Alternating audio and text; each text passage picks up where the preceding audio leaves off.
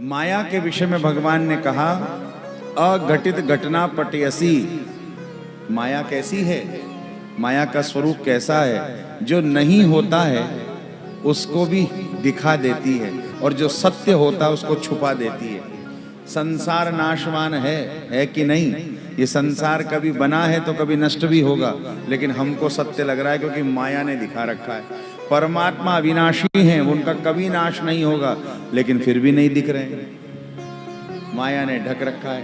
इसीलिए लोग कहते हैं घूंघट के पट खोल तो पिए मिलेंगे। ये घूंघट का पट क्या है? यही है माया का पर्दा। जीवात्मा परमात्मा के बीच में एक माया लगी है। माया हटी नहीं कि परमात्मा दिखे नहीं। इस माया के सहयोग से ही संपूर्ण संसार चल रहा है। तद विद्यादात्मनो मायाम यथा भासो यथा तमः। विद्यमान सत्ता को छुपा करके अविद्यमान असत्य को प्रकट कर दे, माया का ऐसा स्वरूप है।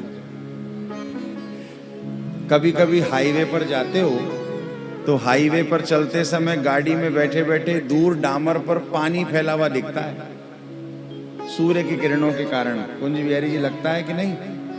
पानी फैल रहा है डामर पे, गाड़ी निकल जाती है, पानी होता ही नहीं है। इट्स एन आई वॉश, आंखों का छलावा है वो, वही है माया, मृग मरीचिका। और ये माया कैसी है, एक उदाहरण से समझो। एक कृषक था, वो कृषक एक दिन मेला देखने गया। उस मेला में उसने बहुत सी दुकानों पे बहुत से सामान देखे, कुछ अच्छा नहीं लगा। लेकिन माया का स्वरूप कैसा है, इस उदाहरण से समझ में आएगा। उस कृषक ने एक दुकान पर एक बढ़िया सा कांच देखा और कांच में अपना ही प्रतिबिंब दिखता है। उसको पता ही नहीं था कि कांच क्या है, उसने कभी कांच देखा नहीं था, पुराने जमाने की बात है। उसको लगा कोई भाई साहब हैं, तो दुकानदार से बोला, भैया ये भाई साहब कितने के दिए? दुकानदार को भी समझ में आ गई, बढ़िया ग्राहक हाथ लगाया आज। तो बोला 2 रुपए के हैं। उसने चुपचाप 2 रुपए निकाले और 2 रुपए निकाल करके दिए और कहा, ये भाई साहब हमें दे दो, हमें बड़े अच्छे लग रहे हैं ये। उसने उतारा कांच और पकड़ा दिया, भाई साहब ले जाओ। अब वो जैसे ही पकड़ा तो बोला, भाई साहब राम राम। तो कांच वाले ने भी करी राम राम, बड़ा प्रसन्न हो गया और ये बोले, बड़े सज्जन व्यक्ति हैं, भाई साहब राम राम कर रहे हैं, इन्हें घर लेके चलता हूँ। 2 रुपए में कृषक एक दर्पण खरीद के लिए आया।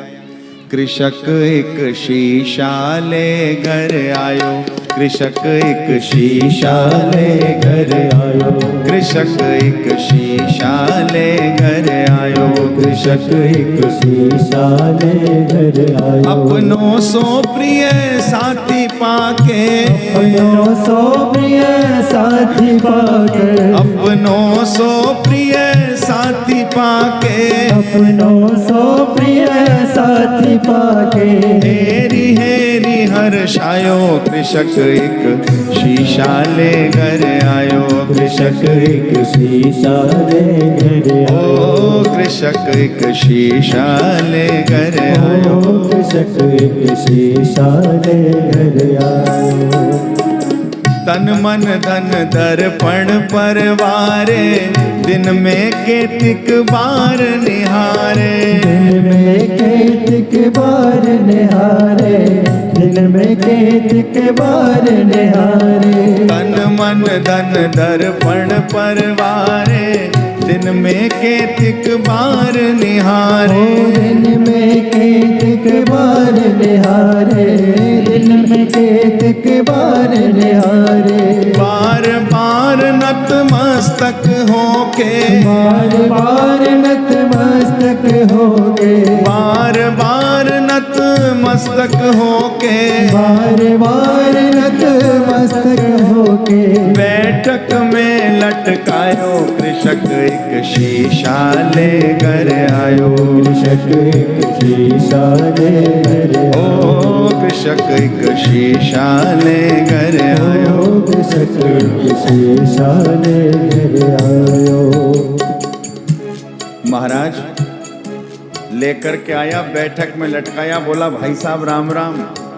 दर्पण वाले भाई साहब भी करते राम राम, ना खावे ना पीवे ना कुछ कहवे, जब जाओ जब राम राम करें, इससे बढ़िया भाई साहब और कहाँ मिलेंगे। ऐसा मन लग गया भाई साहब में कि दिन में 10-20 बार भाई साहब से राम राम करता है। भोजन भी करने बैठता है तो दूसरा फुल्का आवे उसके पहले कहता है तू थाली में डाल, में आया अभी। बैठक में जाता है, भाई साहब को राम राम करता है, फिर दूसरा फुल्का खाता है। कोई भी काम करने में मन नहीं लगता क्योंकि भाई साहब इतने बढ़िया लगते हैं। पत्नी को लगा जब से मेला देख करके आए तब से बैठक में खूब जाते हैं, आखिर क्या बात है।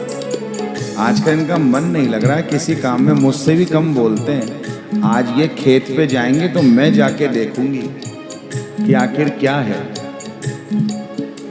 किसान तो गए महाराज खेत पे और घरवाली गई बैठक पे। तो बैठक घर में जैसे ही गई, हाय राम राम, सौत लाए मेरी। संभ्रम चली आई घरवाली, सन्मुख सुंदर नारी निहारी। सन्मुख सुंदर नारी निहारी, सन्मुख सुंदर नारी निहारी।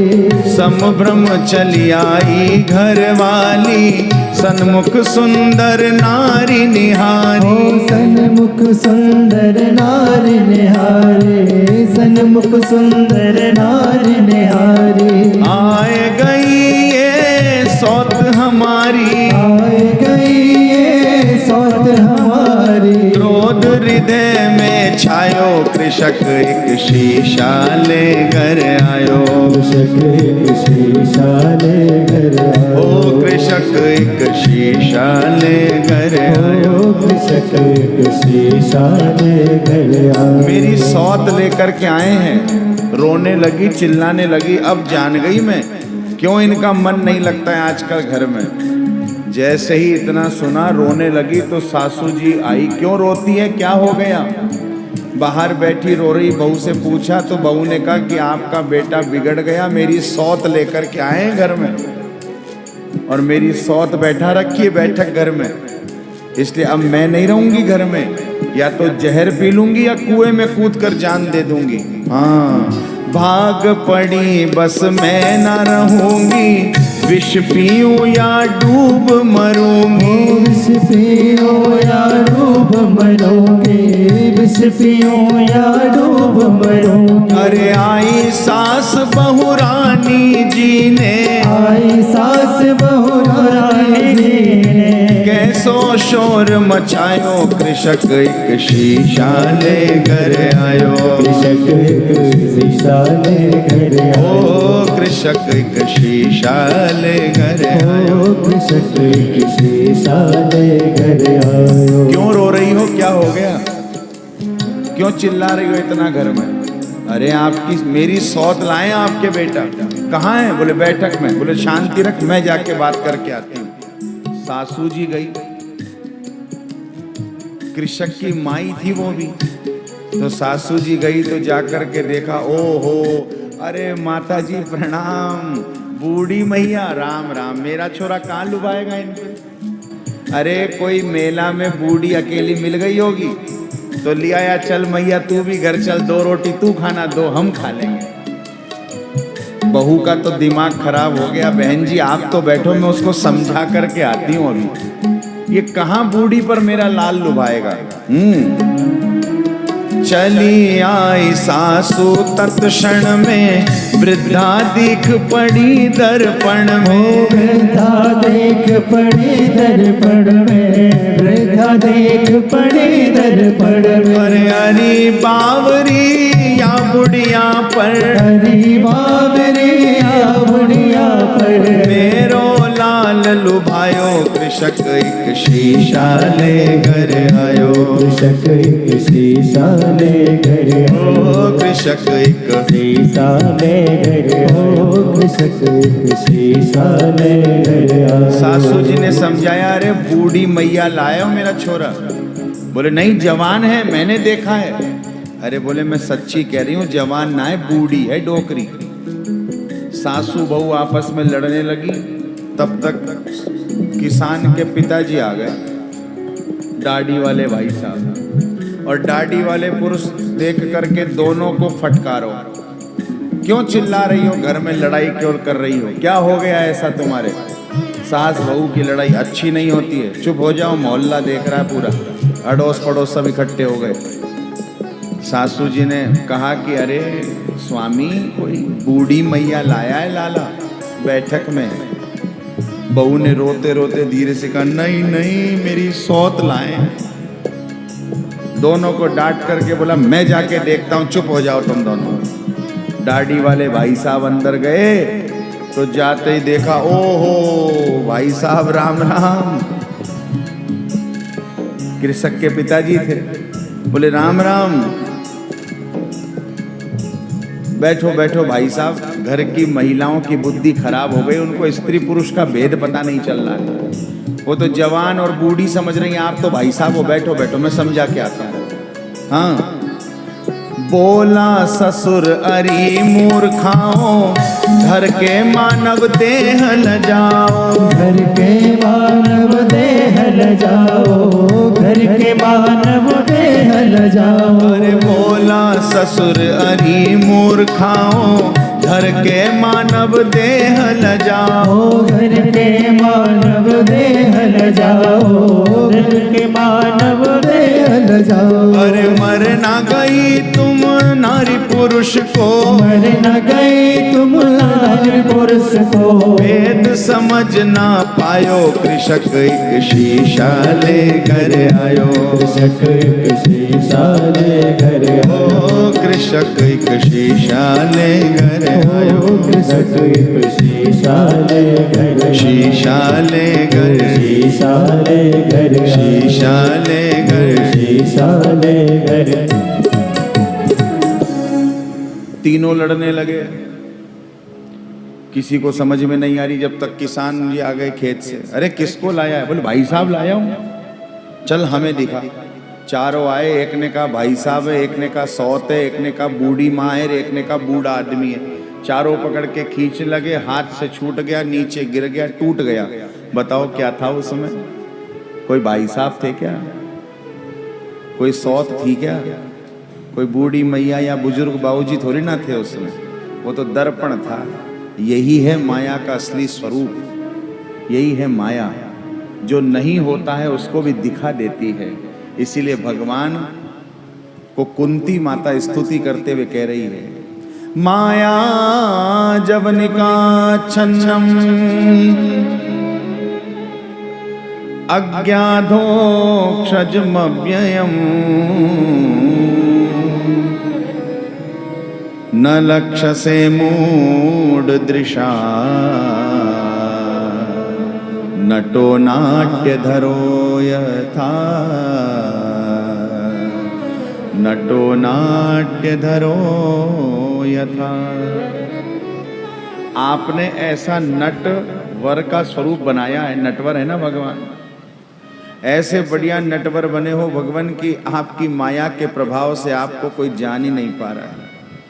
जैसे जादूगर जादू दिखाता है और उसकी जादू से सब मोहित हो जाते हैं, उसने वो विद्या सीखी है, दोनों हाथों को खाली दिखाएगा, फिर दोनों मुट्ठियां बंद कर लेगा, फिर कुछ मंत्र बोलेगा, जय काली कलकत्ते वाली तेरा वचन न जाए खाली, और ऐसे ऐसे करे कुछ बोल के कहेगा फूंक लगाओ, फिर फूंक लगवाएगा, और जैसे ही हाथ खोलेगा उसमें से चिड़िया उड़ा देगा, कभी टोपी में से गुलदस्ता निकाल देगा, और कभी रुमाल में से कबूतर बना देगा, कभी फूल बना देगा, और कभी नोटों की गड्डियां दिखा देगा। सब उसकी माया से बड़े प्रभावित हो जाते हैं, उसकी माया जादूगरी से मोहित हो जाते हैं। एक चुपचाप बैठा होता, वो मोहित नहीं होता। कौन?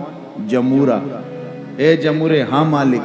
वो जानता है ये सब नकली है, अभी इतनी नोटों की गड्डियां बनाई है कोई काम की नहीं है, अभी हमें ही झोली पसार के कुछ रुपया इकट्ठा करना है, भाई साहब कुछ दे दो। तो जिस प्रकार जादूगर की जादूगरी में सब मोहित हो जाते हैं, उसी प्रकार हे प्रभु आपकी माया से हम सब मोहित हो रहे हैं, और आपकी माया से बचा कैसे जा सकता है? तो इसका उत्तर भगवान दे रहे हैं गीता में। माया से कैसे बचा जाएगा? भगवान गीता में कह रहे हैं, देवी येषां गुणमयी मम माया दुरत्यया मामेव ये प्रपद्यन्ते माया में ताम तरन्ति ते माया में ताम तरन्ति ते। मेरी माया जो है ना वो अति दुस्तर है, अच्छे अच्छों को वश में कर लेती है, किसी के समझ में नहीं आती है और कोई इससे बच नहीं सकता है। लेकिन इससे बचा कैसे जाए? मामैव ये प्रपद्यन्ते माया मेताम तरन्ति ते। जो मेरी और बढ़ रहे हैं, जो मेरे हो रहे हैं, उनको मेरी माया सताना छोड़ देती है, बाकी सबको मेरी माया मोहित करके रखती है। इसलिए यही मार्ग है, भगवान के हो जाओ, भगवान के बन जाओ और भगवान से हमारा कोई संबंध हो जावे, तभी भगवान की माया से बचा जा सकता है।